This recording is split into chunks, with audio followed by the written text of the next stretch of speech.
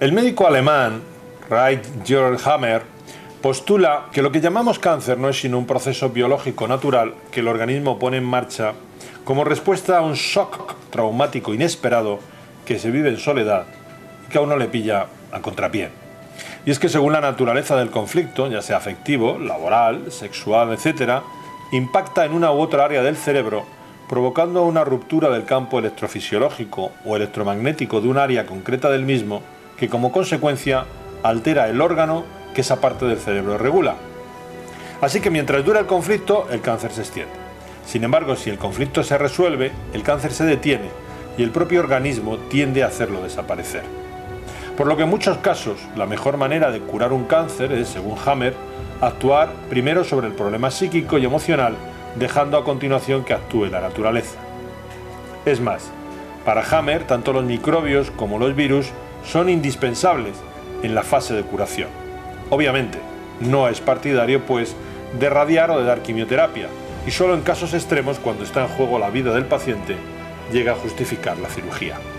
El planteamiento de Hammer se basa en 5 leyes o postulados que vamos a resumir así. Primera, todo cáncer tiene su origen en un shock traumático inesperado que se sufre en soledad y le pilla a uno de sorpresa.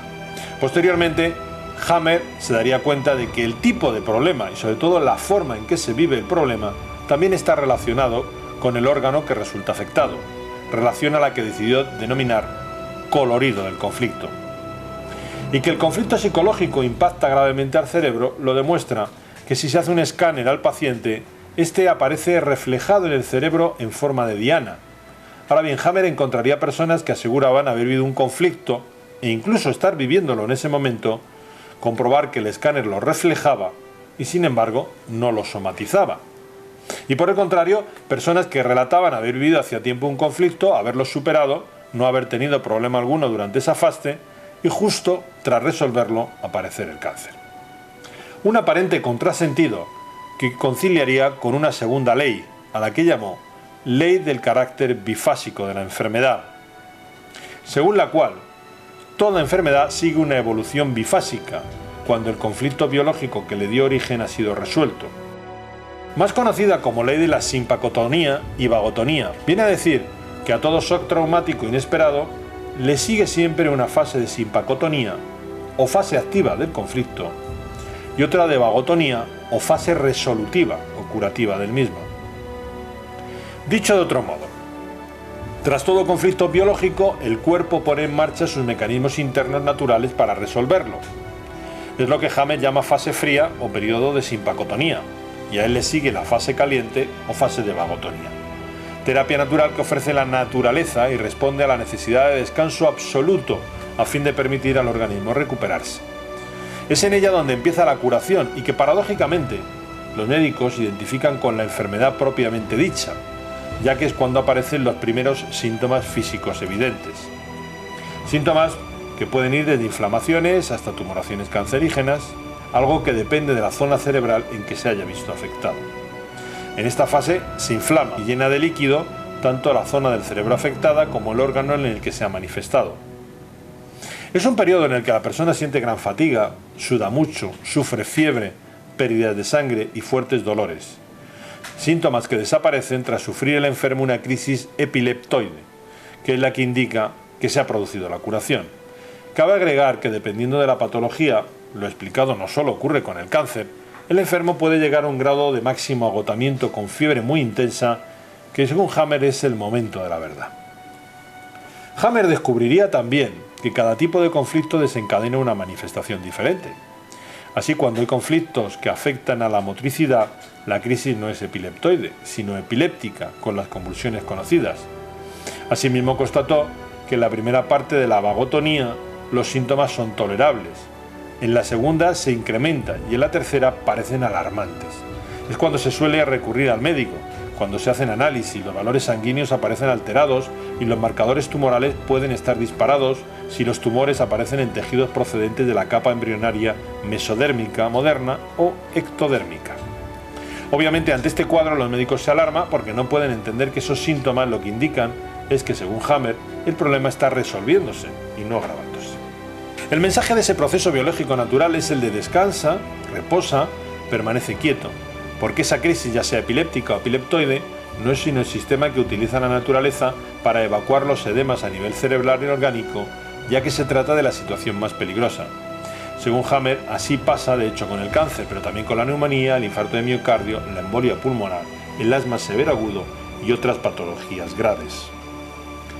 En la etapa de vagotonía hay pues un breve periodo en el que se vuelve al estado de simpacotonía y tiene lugar una vasoconstricción que aprieta y ayuda a evacuar el edema, especialmente a nivel cerebral. Luego, tras la crisis, y dependiendo de la magnitud del problema, la persona entra en una fase de poliuria, emisión de gran cantidad de orina durante cierto periodo de tiempo, y puede también aparecer fiebre y sudoración, medios naturales que el cuerpo tiene para enfriarse, para modular su temperatura. Es pues cuando se puede ayudar al organismo aplicando compresas frías a nivel local y cerebral. La tercera ley se conoce como ley del sistema ontogénico de los tumores y enfermedades afines.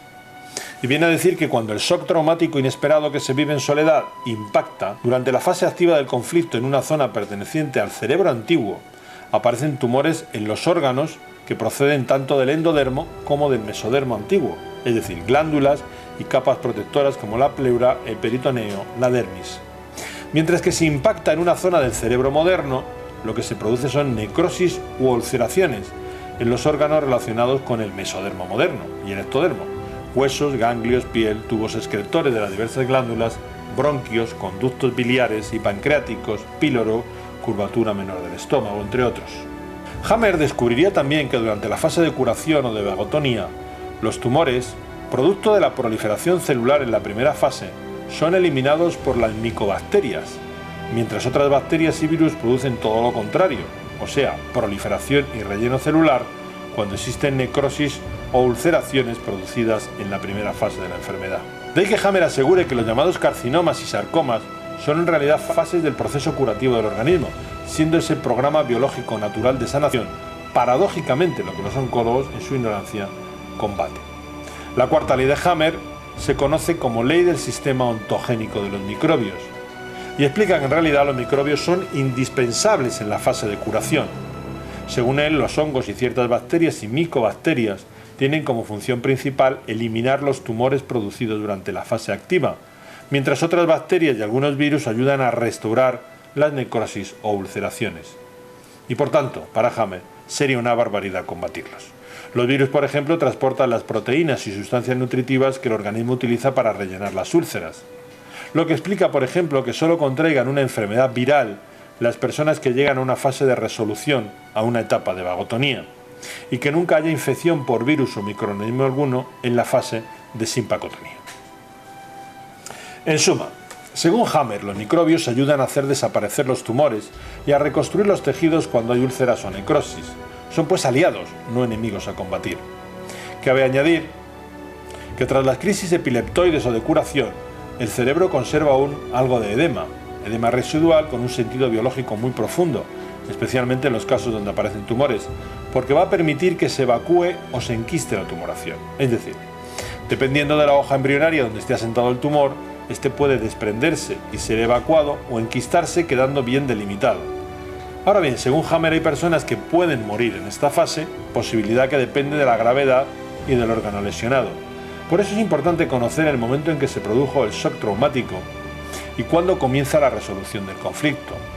Es el caso, por ejemplo, del infarto de miocardio, que se corresponde a una enfermedad no cancerosa, tal como la entendemos convencionalmente, porque si el conflicto del territorio ha durado más de 9 meses, puede llegar a ser mortal. De ahí que sea tan importante actuar con cautela ante estas situaciones. Agregaremos que en la crisis de curación el enfermo se encuentra muy fatigado. Es una fase exudativa en la que el organismo limpia o expulsa lo que necesita. Y como el cuerpo requiere mucha energía para terminar de reparar y limpiar la zona dañada, se impone un descanso, que es la fase de vagotonía, imprescindible. Es una fase en la que el paciente debe estar bien cuidado porque se halla muy sensible y receptivo, siendo por ello muy vulnerable a caer en otro conflicto biológico. Además, durante la misma puede sufrir mucho dolor. Se trata pues de una fase en la que el paciente debe entender bien qué es lo que le está pasando, que es un proceso natural, curativo y debe ser paciente. Suele durar entre un mes y un mes y medio. La quinta y última ley biológica postulada por Hammer es la ley denominada ley de la quinta esencia o de comprensión del sentido de la enfermedad.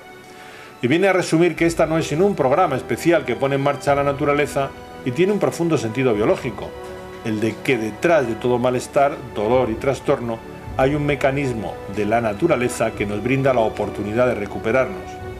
Pero sobre todo, que basta comprender la situación vivida y asumirla para que se inicie el proceso de curación, afirmando Hammer que ello es así porque es la psique la que regula nuestro comportamiento y da lugar a los conflictos, siendo el cerebro un mero ordenador, que a la vez que controla las funciones orgánicas puede somatizar lo que sentimos y pensamos. Y viene a decir también que no hay enfermedades benignas o malignas, y aunque todas ellas se pueden llegar a manifestar a nivel biológico, cada una de ellas tiene siempre una razón profunda que va más allá de lo puramente físico. Toda enfermedad debe ser pues considerada una especie de suceso teleológico, es decir, un proceso que tiene un claro propósito. Por eso, cuando una persona logra solucionar plenamente el conflicto que le ha provocado su malestar, el problema de salud que padece termina resolviéndose. Y si no lo logra, la sanación no se consigue. En otras palabras, Hammer se ha limitado a constatar que tanto la enfermedad como la curación dependen casi siempre en realidad de nosotros mismos, aunque no lo queramos asumir. El resumen de este singular y novedoso planteamiento de la salud y la enfermedad lo daría a conocer el radiólogo italiano y cercano colaborador de Hammer, Marco Pfister, en la ponencia que dictó durante el primer Congreso Internacional sobre tratamientos complementarios y alternativos en cáncer, que se celebró en su día en Madrid, España, bajo el patrocinio de la revista española Discovery de Salud.